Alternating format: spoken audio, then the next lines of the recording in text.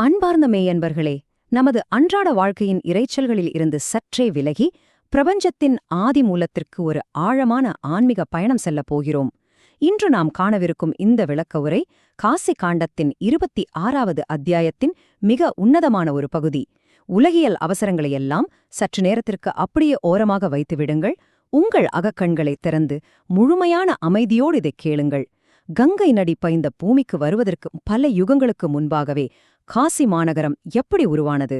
பிரபஞ்சத்திற்கு முற்பட்ட அந்த அடர்ந்த மகா இருளிலிருந்து பேரானந்தம் தரும் ஆனந்தவனமும் அதனுள் அமைந்த மணிக்கரணிகையும் எவ்வாறு தோன்றின? இதையெல்லாம் சாஸ்திரங்களின் துணையோடு மிக நுட்பமாக நாம் என்று உணரப்போகிறோம். மனதை தூய்மைப்படுத்தும் இந்த உன்னத பயணத்திற்குள் உங்களை அன்புடன் வரவேற்கிறேன். ஓம் நம பார்வதி பதய ஹர ஹர மகாதேவா. காசி விஸ்வநாத சரணம். இந்த தெய்வீக வரலாறு எப்படி தொடங்குகிறது தெரியுமா?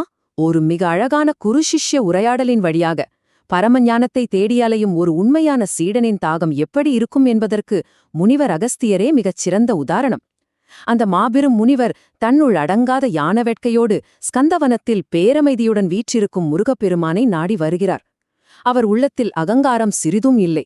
முழுமையான பணிவோடு கைகூப்பி அவர் கேட்கிறார், ஆறுமுகக் கடவுளே, உலகும் போற்றும் அவிமுக்தம் எனப்படும் இந்த காசி நகரம் எப்போது தோன்றியது?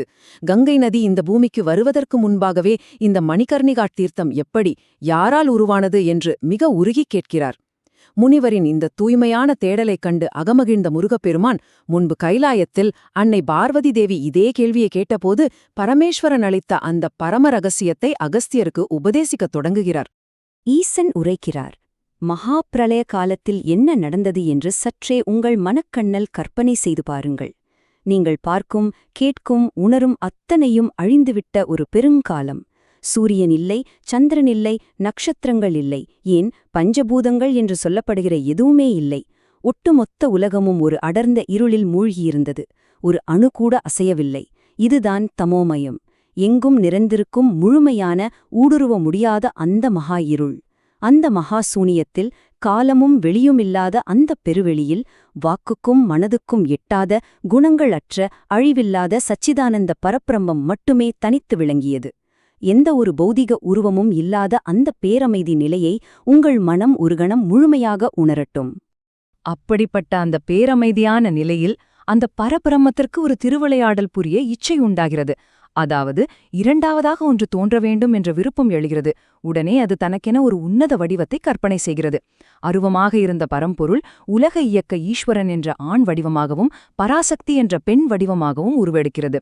சிவம் வேறு, சக்தி வேறு அல்ல, இரண்டும் ஒன்றின் இரு பரிமாணங்களே. இப்படி சிவமும் சக்தியுமாக உருவான அவர்கள் தாங்கள் ஆனந்தமாக திளைப்பதற்காக 5 குரோஷம் சுற்றளவில் ஒரு திவ்யமான இடத்தை தங்களது பாத கமலங்களாலேயே உருவாக்கினார்கள். அளவற்ற பேரின்பத்தை அளிக்கும் அந்த இடமே ஆனந்தவனம் என்று அழைக்கப்பட்டது. சிந்தித்துப் பாருங்கள், இந்த ஆனந்தவனம் என்பது வெறுமனே ஒரு நிலப்பரப்பல்ல. அது ஒவ்வொரு ஜீவனும் தேடி அலையும் முற்றுப்பெறாத ஆன்மீக பேரின்பத்தின் உச்சநிலை. அதுவே நாம் இன்று போற்றும் காசி மாநகரம். இந்த ஆனந்தவனத்திற்கு அவிமுக்தம் என்றொரு பெயரும் உண்டு. இதன் காரணம் தத்துவார்த்தமாக மிக மிக ஆழமானது. விமுக்தம் என்றால் கைவிடப்பட்டது அல்லது பிரிக்கப்பட்டது என்று பொருள்.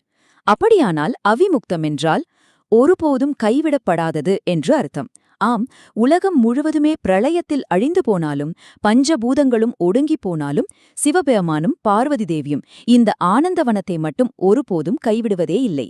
அவர்கள் எப்போதும் வாசம் செய்யும் அந்த நித்தியமான தலம் இது என்பதை இந்த ஒற்றைச் சொல் பிரபஞ்சத்திற்கு உணர்த்துகிறது.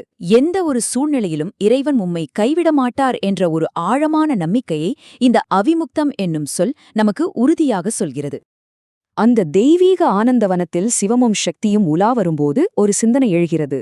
பிரபஞ்சத்தை படைத்து, காத்து, ரட்சிக்கும் பொறுப்பை ஒரு உன்னத புருஷனிடம் ஒப்படைத்து விடலாம்.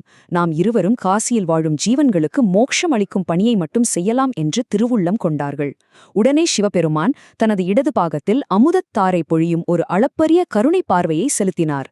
அந்த நொடியில் ஒரு மாபெரும் அற்புதம் நிகழ்கிறது.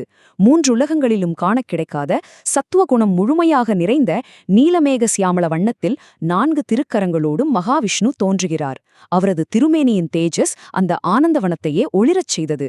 ஈசன் விஷ்ணுவை பார்த்து புன்னகைத்து, ஹரியே, உமது மூச்சுக்காற்றே வேதங்கள், அந்த வேத நெறிப்படி இந்த உலகை ஆளும் பொறுப்பை ஏற்பீராக என்று அன்போடு கட்டளையிடுகிறார். ஈசனின் அந்த பெருங்கருணையான கட்டளையை ஏற்ற மகாவிஷ்ணு இந்த உலகை காக்கும் பெரும் பொறுப்பிற்காக தன்னை முதலில் தகுதிப்படுத்திக் கொள்ள எண்ணுகிறார். அதற்காக அவர் மேற்கொண்ட தவத்தின் காலளவு எவ்வளவு தெரியுமா?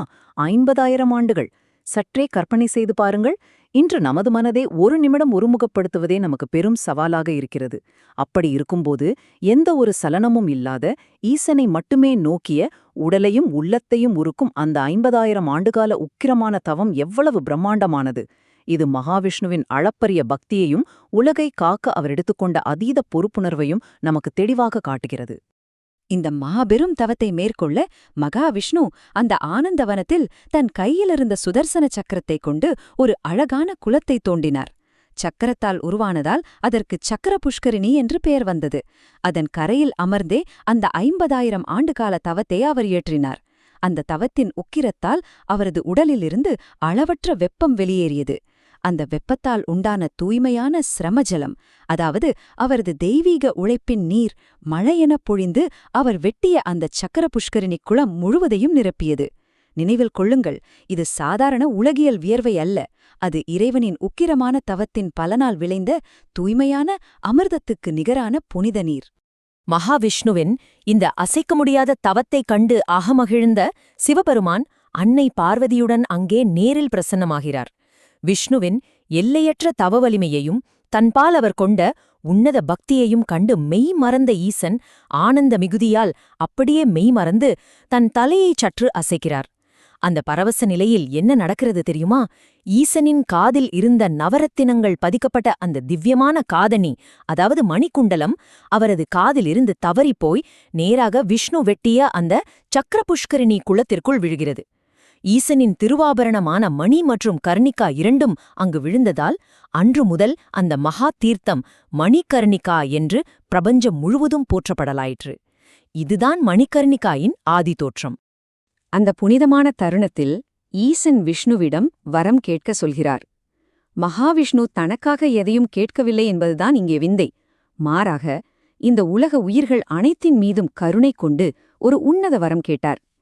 இறைவா, இந்த மணிகர்ணிகையில் நீராடி உன்னை வணங்கும் மனிதர்கள், விலங்குகள், பூச்சிகள், பறவைகள் என எந்த ஒரு ஜீவனுக்கும் அவர்கள் கடினமான யோக பயிற்சிகளோ விரதங்களோ செய்யாவிட்டாலும் சரி, மரணக்காலத்தில் நீரே நேரில் வந்து அவர்களுக்கு மோட்சத்தை அளிக்க வேண்டும் என்று வேண்டினார். ஜீவ காருண்யத்தின் உச்சமான இந்த வேண்டுதலை கேட்ட சிவபெருமானும் பெரும் மகிழ்ச்சியோடு ததாஸ்து, அப்படியே ஆகட்டும் என்று வரமளித்தார். இந்த ஒரு உன்னத தருணம் எதற்காக அத்தனை முக்கியத்துவம் பெறுகிறது தெரியுமா? இன்று வரை பல கோடி மக்கள் முக்தி வேண்டி காசியை நோக்கிச் செல்வதற்கும், காசி மாநகரம் ஒட்டுமொத்த பிரபஞ்சத்தின் முக்தி தலமாக விளங்குவதற்கும் மகாவிஷ்ணுவின் இந்த கருணையே ஆணிவேராக அமைந்தது. இது வெறும் புராணம் அல்ல, இன்று நாம் காணும் கலாச்சாரத்தின் ஆதிவேர். பக்தியிற் சிறந்த மெய்யன்பர்களே, இந்த தெய்வீக விளக்க உரையின் நிறைவு பகுதியை நாம் வந்தடைந்துள்ளோம்.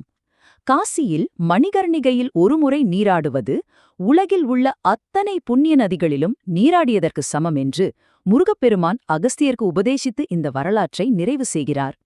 காசி காண்டத்தின் இந்த 26வது அத்தியாயத்தை முழுமையான பக்தியோடு கேட்பவர்களுக்கு சகல கர்ம வினைகளும் நீங்கி காசி விஸ்வநாதரின் பாதாரவிந்தங்களில் முடிவற்ற பக்தி நிலைக்கும் என்பது சாஸ்திரத்தின் வாக்கு. இந்த வரலாற்றை கேட்ட பின்பு ஒரு கணம் ஆழ்ந்து சிந்திப்போம். காசி மாநகரம் நமக்கு வெளியே உள்ள ஒரு புனித தலம் மட்டும்தானா, அல்லது நமது மனதிற்குள் உள்ள அத்தனை அகங்காரங்களையும் அழித்து நாம் உருவாக்க வேண்டிய நித்தியமான ஆனந்தவனமா? விடை உங்கள் தேடலில் உள்ளது. காசி விஸ்வநாதர் சரணம். ஹர ஹர மகாதேவா.